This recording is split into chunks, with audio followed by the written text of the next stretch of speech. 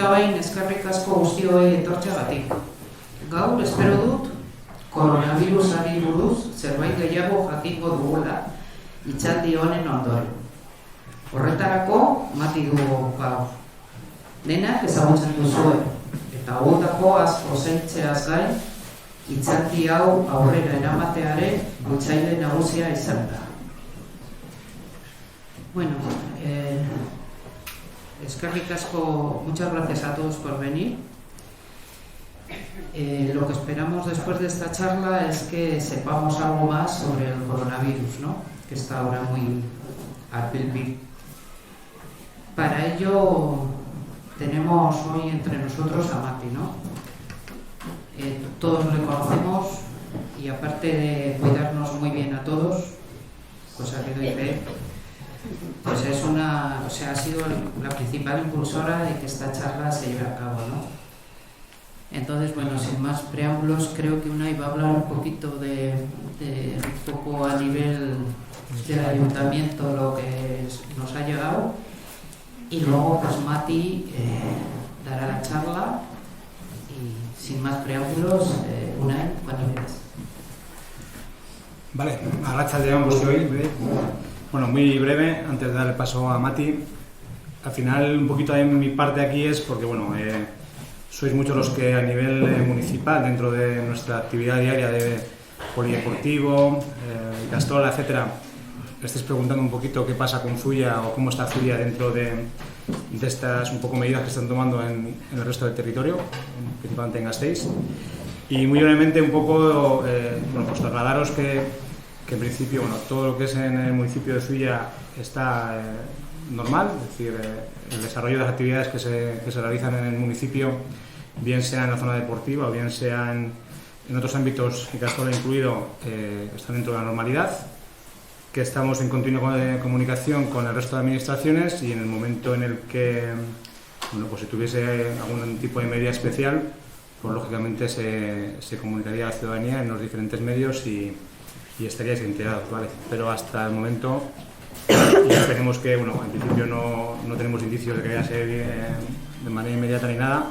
En Zuia, al momento, es la normalidad la que reina, ¿vale? Sin más, tampoco quiero alargar más, doy paso a Mati, ¿vale? Después de un poco su explicación, sí que da la posibilidad de que hagáis en la medida posible las preguntas que os surjan, pero un poco teniendo en cuenta todos que sea factible salir aquí antes de las 11-12 de la noche. Entonces, que sean preguntas un poquito, en todo caso, concisas y bueno, intentará Mati responderla. Vale, y eso. Bai. Bueno, lehenengo eta behin barkatu ahotsagaitik, baina fonia daukat. Uste dute egun hauetan hitz egin du gehiegi eta horrela nabil. Baita ere, aukera dago estula potente bat izateko, baina bueno, saiatuko naiz ez egiteko ridículo handi bat. Bueno, decía que perdonéis la voz, todos los que me conocéis ya sabéis que no es mi voz de cazalla habitual, y que pasa que tengo una fonía, pues seguramente porque estos días llevo hablando mucho. Se ha movido esto. He hablado bastante y entonces al final la voz se me afecta, y también es posible que tenga un ataque de tos, pero con salir y entrar pues se va pasando.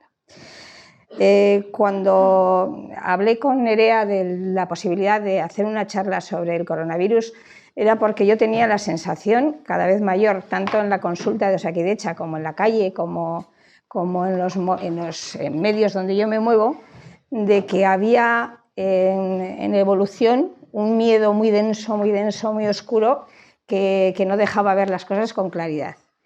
Y además que había toda una especie de campaña de la desinformación fomentada sobre todo por algunos medios de comunicación, que también iba cada vez poniéndose más complicada y más difícil de diferenciar qué era cierto, qué no era cierto, qué cosas había que hacer, qué cosas no había que hacer, y sobre todo que iban invadiendo nuestra individualidad y nuestro colectivo prácticamente sin poderlo corregir de alguna manera. Antes de todo sí que os quiero aclarar que esa iniciativa que tuvimos Nerea y yo lo hacemos en nuestro nombre, porque me parece importante que deslindéis mi papel como médico de Osakidetza de lo que hoy podamos hablar aquí. Hay una parte que intentaré que sea solamente hablar del virus, de lo que sabemos del virus, de qué se puede hacer con el virus, que es algo que se comparte en la comunidad científica y también en las sociedades que han conseguido analizar las cosas con tranquilidad. Y hay otra parte que es más ideológica, pero que a mí me interesa también, que es hablar de la utilización del miedo en la sociedad y cómo cada vez más hay poderes que intentan penetrar con el miedo entre nosotros de manera que nos condicionen y que no sepamos a ciencia cierta dónde nos movemos y por qué suceden las cosas. Es importante, yo creo, que con este tema hablemos de datos contrastados, ni de opiniones, ni de percepciones, ni de lo que dice un experto que acaba de llegar de no sé dónde. Yo creo que ya hay bastante información, sobre todo porque el virus nació en China, y si algo tienen los chinos es que han sido muy capaces de plantear una estrategia y una estrategia eficaz. Ese virus nació dentro de una familia mucho mayor de virus que ya se conocían, pero que habían sido virus que se habían comportado de manera diferente. Habían contagiado a una parte pequeña de la población con enfermedades graves y se habían autolimitado, por decirlo de alguna manera. Eso, habéis oído el SARS y el SARM, que aparecieron hace unos años en China. Pero esta última aparición de esta última variante del coronavirus se dieron cuenta de que funcionaba de otra manera, que no se autolimitaba, sino que exponencialmente se iba contagiando y iba creando cada vez más personas contagiadas. El virus parece, y eso parece también que está ya demostrado, que aparece en los animales salvajes, con los que convive sin ninguna complicación, pero que en los lugares de la Tierra donde los animales salvajes son utilizados en la vida habitual, al final pueden pasar a los seres humanos. Eso también nos hace pensar en cómo hemos invadido todos los ecosistemas. Los animales salvajes ya no tienen espacio, y eso de aquí creo que cada vez somos más conscientes de lo que nos está pasando en nuestros bosques, pero tampoco en China tienen espacio. Y entonces esa convivencia en la que el ser humano marca las reglas, al final yo creo que los animales también se cobran la factura y nos transmiten estas enfermedades. Los síntomas comunes, ¿cuáles son? La tos, la fiebre, el malestar general, el dolor de articulaciones, exactamente los mismos síntomas que cualquiera que hayáis pasado la gripe habéis sentido.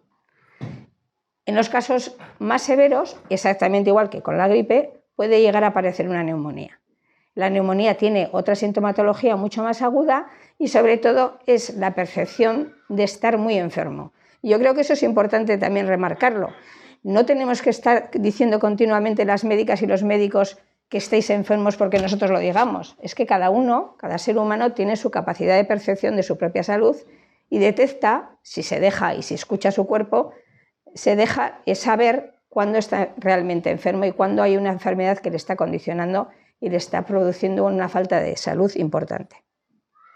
Hasta ahora, los datos que existen, y en China hay que recordar que ha habido millones de personas afectadas, los datos que se conocen de mortalidad es que se mueve entre el 0,7 y el 3%. Y esta variabilidad depende mucho de las poblaciones a las que afecta. En una población muy envejecida, posiblemente hay más mortalidad que en una población más joven.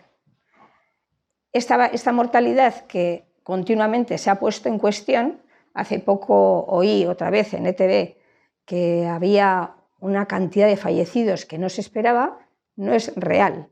Se está falleciendo la gente que se espera que fallezca. Pero es que se espera que fallezca con coronavirus o sin coronavirus. Son personas que tienen una salud ya muy complicada o que están en la parte final de su vida y que tiene que haber siempre una causa que desencadene el final de su proyecto de vida. En cuanto a la morbilidad, ya hemos dicho que afecta, por eso nos hemos empeñado un poco antes en que las personas mayores os pusierais un poco delante para no estar tan amontonados, porque sí que es cierto que la separación favorece que no se transmita el virus. La mayor morbilidad, que es la gravedad de la enfermedad, aparece en las personas de edad avanzada y en las personas que tienen o la inmunidad baja, que es sobre todo las personas que están en tratamiento oncológico o que tienen otras enfermedades paralelas a la infección. Sin embargo, también se ha demostrado, sobre todo en China, vuelvo a repetir, que al principio, si os acordáis, se demonizó al gobierno chino.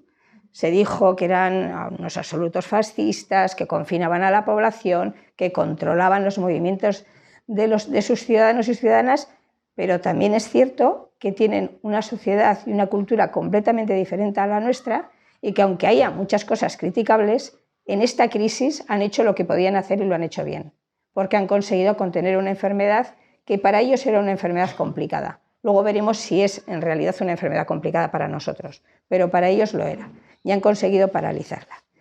Pues los chinos, con sus análisis epidemiológicos, han visto claramente que ni a los niños ni a las personas jóvenes afecta de manera importante.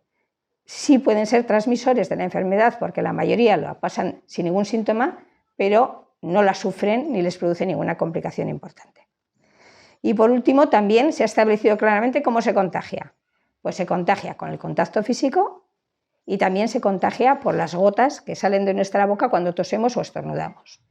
No las gotas finitas que se quedan en el ambiente, sino las gotas medianas que se caen antes de llegar a 1 metro de distancia desde que salen de la boca. Por eso la importancia que damos de dejar un poco de espacio entre nosotros, aunque nos cuesta, porque somos una sociedad que nos gusta vivir pegados, somos así, y nos cuesta esa distancia, pero es una distancia que es bastante positiva para evitar la transmisión. En la aparición del coronavirus en China, la principal estrategia que se estableció por su gobierno y por los agentes de salud fue la contención. Y la contención poblacional de una enfermedad de transmisión puede ser muy diversa. Ellos decidieron que lo que había que hacer era confinar a la población que vivía en Wuhan, en esa provincia que, claro, para nosotros es de dimensiones estratosféricas por la cantidad de población que tienen, de manera que esas personas no pudiesen contagiar al resto de las poblaciones ni de las provincias en China. El desarrollo exprés de hospitales también fue un elemento fundamental, porque consiguieron que la enfermedad, a pesar de la velocidad que había tomado en la transmisión, las personas que estaban peor pudiesen tener servicios hospitalarios cercanos con la construcción. Ya visteis aquellas imágenes que veíamos que construían en 10 días un hospital de 1000 plazas, que los están desmontando todos a estos días y que seguramente el material que están desmontando nos llegará aquí a la compra seguramente de buen precio. Esos hospitales ya van desmantelándose porque consideran que la epidemia en su país va disminuyendo. Y esos hospitales contuvieron a toda la población que necesitaba asistencia hospitalaria en un desarrollo muy rápido de la enfermedad. Eso es en el lugar de China. Luego, si todos recordáis, existe otro país que se habló de que había también muchísima enfermedad, que era Irán, pero de Irán no sabemos nada. Son de esos países del mundo que a los medios de comunicación, por lo que sea, no les interesa indagar, que a los Estados Unidos tampoco les debe interesar mucho y que entonces no sabemos ni cuántos enfermos hay, ni cuántos han muerto, ni si han contenido el virus, no sabemos absolutamente nada. Es de esos países que han decidido el poder económico oscurecer y que seguramente nunca sabremos qué ha pasado allí con la epidemia. Y luego ya conocemos bien los datos que han ocurrido en Italia. En Italia se desencadenó el virus en las 4 zonas del norte de Italia, justamente en las zonas donde los patateros, los vitorianicos y zulianos más vamos, porque está Bérgamo, que es donde va el avión de Ryanair, pues justo ahí apareció el virus. Y ahí también ha tenido una diseminación muy rápida, de manera que en Italia intentaron el confinar a la población en esas provincias, pero como somos muy diferentes los europeos de los asiáticos, no ha funcionado muy bien, porque salieron todos corriendo en cuanto han podido. Y ayer mismo ya visteis al presidente italiano diciendo que se cerraba el país y que se intentaba paralizar la transmisión porque no conseguían controlar los casos nuevos que iban surgiendo. En el Estado español, justamente en este último mes, es cuando ha empezado el virus a extenderse de una manera mucho más rápida, sobre todo en la Comunidad de Madrid y en el País Vasco, y específicamente en Araba, y más específicamente en Gasteiz, porque una buena noticia, en Zuya no hay ningún caso, de momento no hay ningún caso, pero quiere decir que también la distribución poblacional es variable, No entendemos por qué en Gasteiz hay tantos y en los pueblos de alrededor no hay y en La Rioja sí hay. No se sabe muy bien por qué el virus funciona de esa manera. existe en esta estrategia de la contención un objetivo claro, que no es evitar que el virus exista. El virus existe y va a existir con nosotros con la misma proporción que el virus de la gripe. Es un virus que no tiene tratamiento específico, que no va a desaparecer de nuestro medio ambiente por arte de magia y que va a seguir existiendo. Pero lo que sí se quiere con la contención es evitar la saturación del sistema sanitario. Si os acordáis, desde el día 1 del inicio de la crisis del coronavirus, todos los responsables de los sistemas sanitarios públicos salieron diciendo que no había problema, que el sistema sanitario era capaz de contener la epidemia. Pues no es cierto. No ha habido manera de contenerla y, de hecho, ahora estamos ya en los hospitales de Gasteiz prácticamente al borde de la saturación. Con lo cual, la contención, el objetivo que tiene es ganar tiempo. Es que haya los menos contagios posibles para que dentro de los contagios los que necesitan asistencia hospitalaria sean los menos posibles para no resaturar todo el sistema. Hay que analizar que el sistema sanitario, tanto Osakidetza como Osasun Bidea, son sistemas públicos que funcionan relativamente bien, con un relativo buen funcionamiento, pero que son muy inelásticos. Están preparados para lo que están preparados y para esto no están preparados. Y en este momento en Txagorritxu existe una desazón entre los trabajadores y las trabajadoras por la sensación de desprotección hacia la enfermedad y porque también se considera que se está haciendo a veces las cosas de una manera precipitada y que los protocolos no se pueden seguir como se debieran seguir.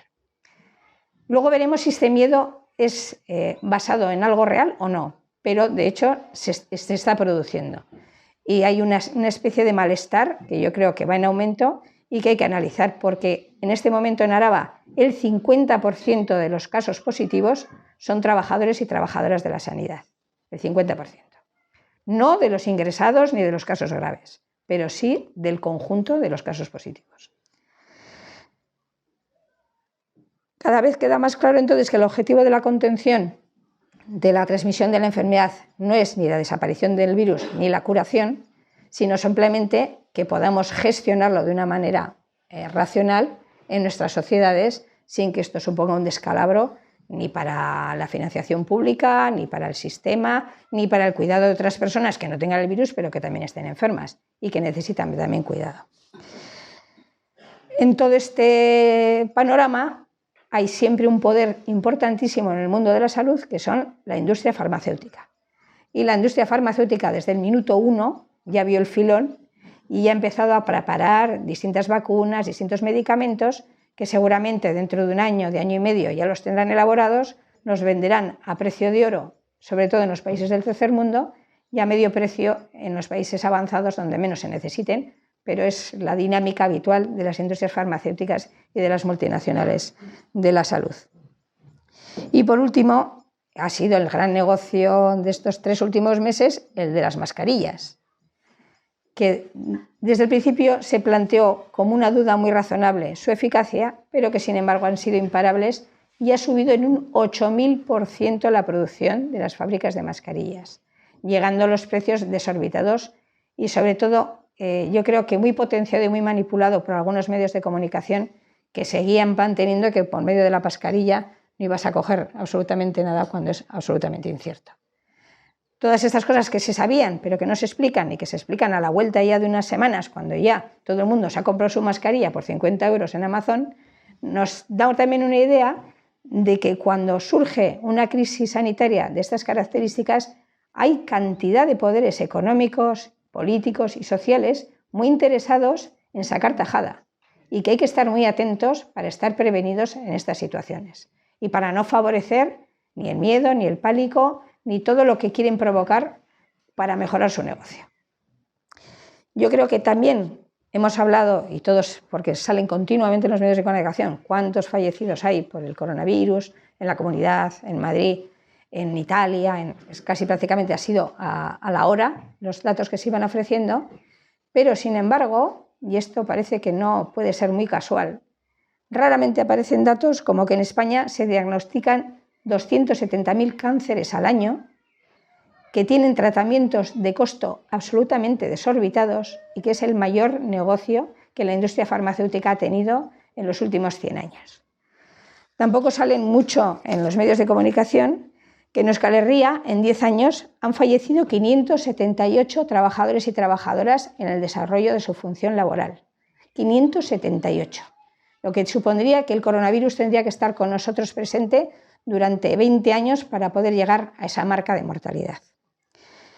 También conviene recordar que en temporada de gripe, en el Estado se estiman que hay 6.000 muertes por la gripe, provocadas directamente por la gripe, no en personas que tenían otra patología y que cogen la gripe, no, provocadas directamente por la gripe. En la Unión Europea hay 8 millones de personas que mueren por contaminación ambiental, 8 millones de personas. No saco los porcentajes, pero yo creo que son números que tendríamos que repasar en nuestras cabezas para ponernos en la realidad y poderlas analizar con tranquilidad. Y en el mundo, en el 2017, que es el último dato que he visto de la FAO, hay 6 millones de niños y niñas que mueren anualmente de hambre. 6 millones de niños y niñas, de seres humanos de menos de 14 años que mueren de hambre. Esto, si lo comparamos con la problemática de un virus que llega, que contagia, que produce fallecimientos y que nos hace que pare la vida un poco nuestro proyecto de vida durante unas semanas, yo creo que es que lo tenemos que pensar porque como seres humanos y como especie tenemos un problema. Y yo creo que además se va agudizando cada vez más. La segunda parte de la charla, que no habla tanto del coronavirus, es lo que yo llamo la utilización del miedo. Con todo esto que hemos hablado de la industria farmacéutica, del desarrollo de las vacunas, de los medicamentos, al mismo tiempo, por todos los sitios hemos oído y hemos visto que se va anunciando que viene una recesión económica. Habéis visto que la bolsa de Madrid ha bajado no sé cuánto, que no son pérdidas, ¿eh? Las bolsas cuando pierden es porque alguien gana. Unos pierden y otros ganan, pero la cuenta siempre sale. Que el IBEX también va variando, que la Reserva Federal Americana también ha bajado el precio del dinero, todo preparándonos para enseñarnos que estas eventualidades que pasan en la humanidad acaban y pueden acabar provocando una crisis económica con la que nos tenemos que conformar, porque son cosas que pasan, como si fuera un terremoto o un desastre natural. Es difícil buscar la ligazón, ¿eh? No es fácil buscar la ligazón entre una epidemia viral y una recesión económica, pero nos lo venden tan completo en el pack que todos lo entendemos. Y decimos, es que ahora, claro, con esto del coronavirus seguramente va a aumentar el paro y encima nos van a bajar los sueldos. Y nos quedamos contemplando esa realidad como si eso fuera natural. El miedo es una emoción humana y todos tenemos miedo. Y es razonable que entre nosotros haya algunos con más miedo y otros con menos. Yo hoy lo comentaba con mis compañeras en la consulta, ha venido personas verdaderamente angustiadas por el miedo, porque reciben mucha información, se sienten muy vulnerables y ese miedo luego hay que gestionarlo. Y para gestionarlo tienes que tener primero capacidad de entender y de conocer la realidad y segundo, una red social que te ayude a salir de ese bucle. Los medios de comunicación han hecho exactamente lo contrario. Si han podido, han culpabilizado a muchas personas de estar contagiadas, como ha pasado con el colectivo de etnia gitana en Gasteiz, o nos han imbuido el miedo a que esto es un desastre y vamos todos abocados a estar muy enfermos y que nunca vamos a poder recobrar la salud que antes teníamos. Y ya veis que todo esto es falso. Es falso porque se ha vivido en otros sitios y no ha sido así. Pero es que además el miedo nos acostumbra a que nos manden. Cuando tenemos mucho miedo y no sabemos qué es lo que va a pasar, esa incertidumbre nos la quita alguien que nos venda seguridad y nos diga, si os ponéis 6 mascarillas una encima de otra, os gastáis 100 euros en retrovirales que no sirven para nada y además no vais nunca al médico de cabecera porque ese no os va a solucionar nada e iros a la privada, seguramente esa seguridad os va a devolver la tranquilidad y ya no vais a tener miedo. Y eso es falso. Eso es falso. Al miedo hay que hacerle frente y sobre todo en colectivo. Yo creo que cuando estamos viendo solos en nuestra casa la televisión y nos estamos tragando todas esas noticias y estamos pensando que estamos ante una hecatombe mundial a la que no vamos a poder salir, estamos entrando en la trampa de permitir que haya otros que piensen por nosotros. Y yo creo que al miedo hay que combatirle pensando. Estos días en Txagorritxu, antes se hablaba de los trabajadores y trabajadoras del hospital estaban viviendo con mucha desazón lo que estaba pasando. Es cierto que cada vez hay más trabajadores enfermos, pero también es cierto que son gente con una edad y con un estado de salud absolutamente normal, que se recuperarán en un par de semanas y que volverán a la normalidad. Pero cuando el miedo empieza a cebarse, es muy difícil ver la realidad. Y empiezas a sentirte que vas a estar tan mal, que vas a acabar en la UCI, que no va a haber respirador y que te vas a morir. Parar todo ese bucle a veces es cuestión social, y es cuestión en que entre todos intentamos ver la realidad y paremos un poco toda esa mentira generalizada que nos quieren vender. Yo creo que deberíamos estar atentos, y estar atentos porque el miedo ese que se nos inocula sirve para muchas cosas más. Sirve para que aceptemos una recesión económica, sirve para que seamos insolidarios, sirve para que luego pensemos que el enemigo es el que tengo al lado, no un sistema que me condena a creerme las mentiras que me están vendiendo, y sirve sobre todo para paralizarnos y para no organizarnos. Y si yo creo que a esta epidemia se le puede vencer, es porque hay red social suficiente para ayudarnos unos a los otros. Tenemos bien claro que este virus va a convivir con nuestra sociedad, que afecta de una manera grave a las personas que ya tienen una vulnerabilidad previa, que son mayores, que tienen enfermedades. Pues a esos tenemos que cuidar, a esos tenemos que cuidar. No nos tenemos que pensar, vamos a salvarnos nosotros, no me voy a contagiar, no, vamos a cuidar al que tengamos al lado. A las personas en las residencias posiblemente haya que atenderles más que nunca, no menos que nunca, más que nunca. A las personas que tienen enfermedades crónicas hay que dejarles espacios en los hospitales para que sean bien cuidadas. Y al resto, a los que tenemos una vida normal, que tenemos ese privilegio, tendremos que aguantarnos si nos viene el coronavirus y nos tiene una semana en la cama, porque no pasa más, porque ya sabemos que no pasa más. Yo creo que el espíritu crítico, leer, buscar información fidedigna, no fiaros de las tertulias estas de la televisión que dan un susto al miedo y que además manipulan a todo el mundo, que la solidaridad, cuidar y cuidarnos pueden ser las que pueden con cualquier epidemia, con cualquier enfermedad. Y hasta aquí hemos llegado porque hemos sido seres sociales y hemos sabido mantener este cuidado entre nosotros. Y yo ya no os cuento más. Entre otras cosas...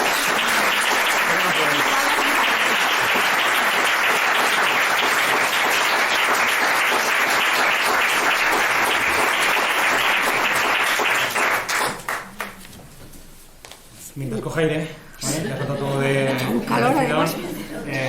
Si a alguno no le importa, pero si no tenéis frío, abrir alguna ventana, porque hemos abierto aquí una, pues se carga mucho. Si tenéis frío la cerramos, no pasa nada, pero para evitar un poquito el calor excesivo.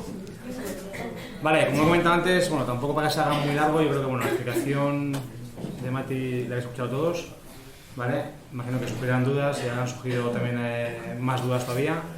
Sí que abrimos un turno de palabra para que podáis trasladar esas dudas o preguntas, y Mati, entiendo que gustosamente os responderá hasta que se canse. Vale, si lo hacemos por orden, levantéis la mano y yo os indico un poquito para hacerlo. Se ha quedado todo claro, ¿no? ¿Cómo debemos entender a los abuelos que los niños que no tienen colegio están mejor, igual no tan cerca de ellos? Hay que medir todo, hay que medir todo. Si tu madre, tu padre están estupendos, no tienen ninguna enfermedad y además están muy ágiles y les gusta estar con sus nietos, igual es peor el remedio que la enfermedad. Déjales vivir tranquilos y que cuiden de sus nietos, que no va a pasar más. Otra cosa es si algún miembro de la familia tiene un problema de salud al que hay que cuidar especialmente. Entonces hay que cuidar y esa es la prioridad. Yo creo que lo que ha pasado en Gasteiz con el cierre de los colegios ha sido una medida que se ha tomado por parte de la Consejería de Sanidad un poco a la baja, porque yo creo que el planteamiento primero era cerrar Gasteiz, como se ha hecho en Italia, se ha hecho en China, cerrar Gasteiz en el sentido de cerrar las fábricas, cerrar los centros escolares, cerrar todos los sitios donde se hubiese una base importante de personas. Lo que pasa es que han decidido cerrar los colegios, que es lo que menos pide pan, porque al fin y al cabo los niños se quedan en casa a cuidado de los abuelos y las abuelas y no hay una consecuencia económica directa como sería cerrar Michelin o Mercedes. Pero no lo descartemos, no lo descartemos. Si el crecimiento del virus y se sigue con esta estrategia de contención va a seguir este mismo desarrollo, posiblemente llegue ese momento. Y si llega ese momento, como el que toma la decisión no va a estar influenciado por lo que nosotros pensamos, lo que tenemos que hacer es cuidarnos entre nosotros. Y no está nada mal quedarse confinado en Zuya, porque vamos, si te dan a elegir, pues seguramente más de uno de Gasteiz se venía aquí. Pero yo creo que todo eso parte del sentido común y de la prioridad siempre de que hay que cuidar a los frágiles. Los frágiles son las personas mayores que tienen enfermedades y las personas adultas que tienen enfermedades, que están en tratamientos, etcétera, etcétera. Y intentar, en lo medida de lo posible, autogestionar nuestra propia salud para no saturar un sistema sanitario que ya está al tope de sus posibilidades y que tiene que guardar toda su energía para cuidar a esas personas frágiles. ¿Los diabéticos tienen algo que les hace que se les tenga que cuidar más en este aspecto? Sí. ¿Con el coronavirus? Sí. Para cualquier infección, ¿eh? Todas las personas diabéticas tienen más propensión a las enfermedades infecciosas y necesitan más protección. ¿Con un déficit de defensas un niño de IgA también sería un colectivo vulnerable? Sí. Todos los niños que tengan inmunidad corta, se dice, menos inmunidad de la que debieran, tendrían que tener cuidado con la transmisión del virus. O sea, igual no venir al instituto. Eso es.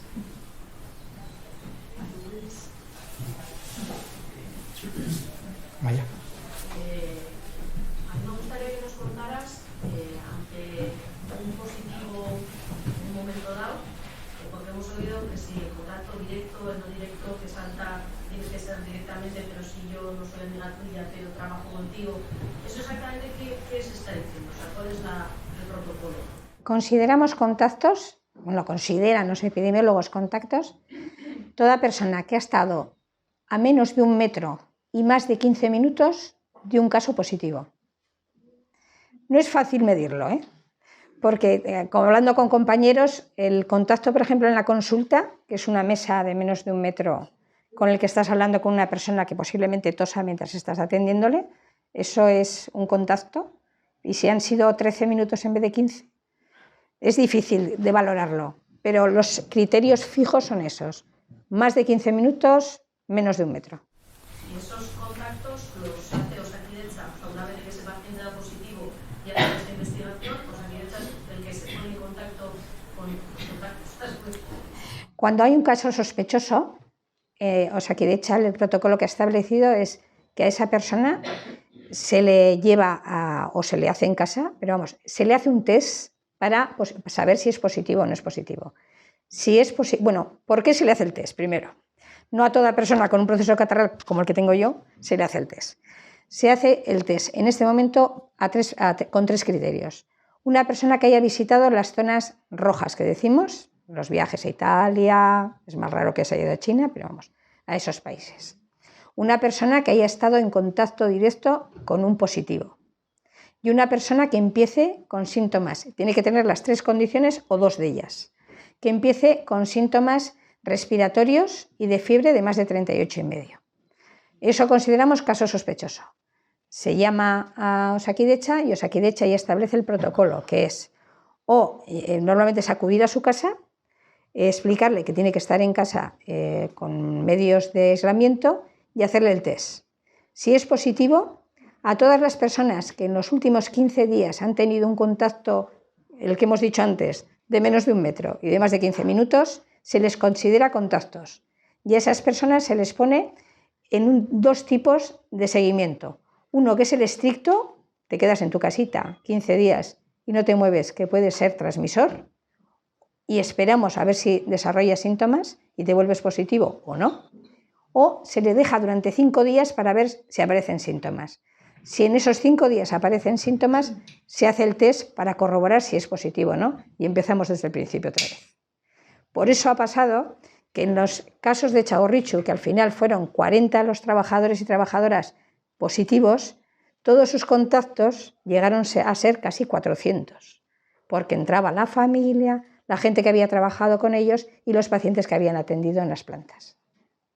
Ha sido un poco tormenta perfecta, ¿eh? No suele ser muy habitual que una epidemia empiece dentro de un centro hospitalario por los trabajadores y no por los pacientes, pero es lo que ha tocado.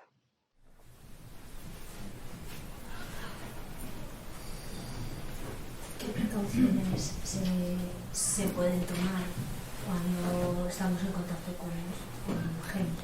Pues vosotras que estáis en mucho contacto. No por nosotras, en realidad, sino por no transmitir de uno. Sí. Bueno, y por vosotras, que sois muy importantes también. Yo creo que lo primero, advertir a las personas que vayan a ir a vuestra peluquería o a cualquier otro sitio, que si tienen síntomas, primero, que vayan a un centro sanitario, que no quiten importancia a un síntoma real, que es de 38 y más, me imagino que será difícil, ¿no? Pero bueno, que alguien es tan alegre que dice, bueno, pues voy a la peluquería con mucha fiebre. Bueno, pues a esas personas que decirles, no vengáis a la peluquería porque con 38 de fiebre no se va a la peluquería ni a ningún sitio, se está uno en casa y bebiendo agua. Y luego, en vuestra mano, sobre todo, lavaros las manos continuamente, que se nos está quedando las manos ya, yo ya las tengo desteñidas, y luego intentar toser lo menos posible en el espacio donde se convive con más personas, intentar usar siempre pañuelos desechables. La lógica, y que además instintivamente lo hacemos, la lógica que te dice que por tu boca y por lo que toses y estornudas puedes contagiar a otro. Esas son las medidas.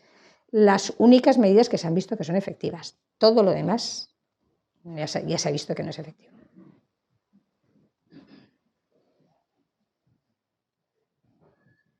El otro día me preguntaban si dando besos se contagia. Sí.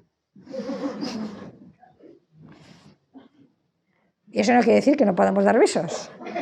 No hay que dar besos a las personas frágiles, que es a las que hay que cuidar. ¿Vale? Es que a las que podemos transmitir algo que les puede cambiar la vida. Pero al resto nos podemos matar a besos, no hay problema.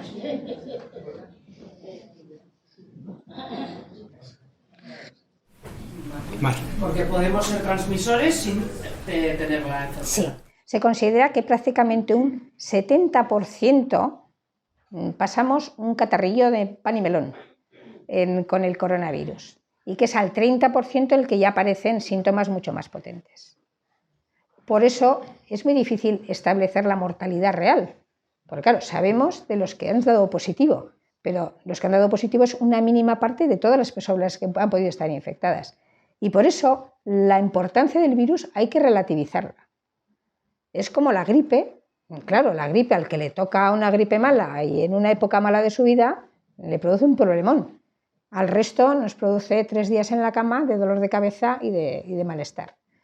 La misma proporción con diferente desarrollo, porque es otro tipo de enfermedad, pero es muy semejante. ¿Es aconsejable o se desaconseja viajar en este momento? Viajar, me refiero dentro de España, sin ir a... En principio no hay ninguna limitación y nadie ha puesto ningún protocolo que no sea aconsejable. Yo creo que hay que también tener en cuenta la propia fragilidad. Si yo no estoy muy allá y tengo enfermedades, que me toco el micrófono, y tengo enfermedades que me puedan producir problemas, igual estoy más tranquila y más segura en casa hasta que suba el pico epidémico, hasta que ya empiece la epidemia a ceder. Si estoy estupendamente y mi costumbre es que me voy todas las Semanas Santas a los picos de Europa, pues me voy tranquilamente porque no hay ninguna limitación. Y yo quería preguntar también respecto a ellas, no están en contacto con la familia de ellas, y a ver si tendríamos que tener también algún tipo de... No se transmite por la comida, sí se transmite por las superficies. Entonces, si estás estornudando encima de una plancha de acero inoxidable en la cocina, tienes que tener una higiene exquisita para que no pongas ahí la mano, tú, tu compañera y el de más allá, y os lo vayáis transmitiendo. Que no pasa más, que no pasa más. Si tú coges el coronavirus, te coges un gripazo y se lo pegas a la compañera, no pasa más. Pero tienes que ser consciente de que existe ese riesgo. No creo que nadie muy frágil esté trabajando en una cocina que es muy leñera, además. Sí, con la alimentación no hay ninguna transmisión, no hay ninguna posibilidad de transmisión. ¿Deja recuerdo en el cuerpo o se puede volver a coger? No se sabe. No se sabe si crea anticuerpos o no. Sí que se supo en los anteriores coronavirus, en el SARS y en el MARS sí. En este no se sabe todavía. No ha dado tiempo a transcurrir suficientemente tiempo desde las primeras infecciones porque tiene que pasar casi un año para poder ver si ha generado anticuerpos, si ha generado inmunidad. Sí que sabemos que aunque no hay anticuerpos, se genera memoria inmunológica, que es que cuando tú has pasado una gripe, al cabo de 2 años puedes pasar otra y normalmente la pasas más atenuada, porque tienes una especie de memoria en tu sistema inmunológico que desarrolla enseguida defensas para combatir el virus. Eso seguramente se dé, lo que no sabemos es si es irrepetible, que es cuando ya generas anticuerpos y ya no se puede producir. Por eso las farmacéuticas están como locos con las vacunas, que nos la cascarán una al año y si no al tiempo.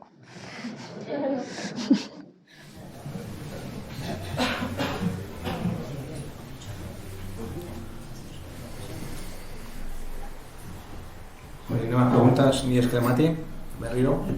Vosotros, oye, da gusto, ¿eh? Mi esker benetan y bueno, y sobre todo eso, lo que hemos dicho antes.